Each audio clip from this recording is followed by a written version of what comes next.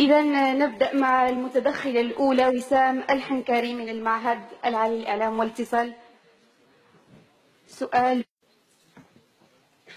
إذا سلام الله عليكم جميعا ومساءكم خير. سعداء باستقبالك اليوم سيد عبد الإله بن كيران في رحاب المعهد العالي للإعلام والاتصال.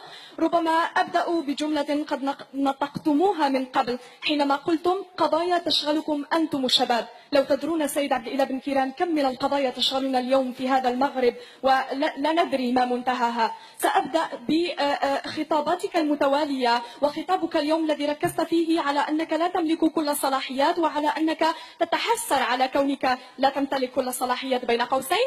سيد عبد الإله بن كيران، ألم تفكر يوما في أن تستقيل من الحكومة فقط لأنك لا تقدر على أو أنك فشلت في إصلاح قطاعات دون أخرى؟ ألا تتفق معي أو تتذكر بأن الرسول صلى الله عليه وسلم يقول رحم الله عبدا عمل عملا فأتقنه؟ إن كنت سيد عبد الإله بن كيران غير متقن لعملك فلما لا تستقيل؟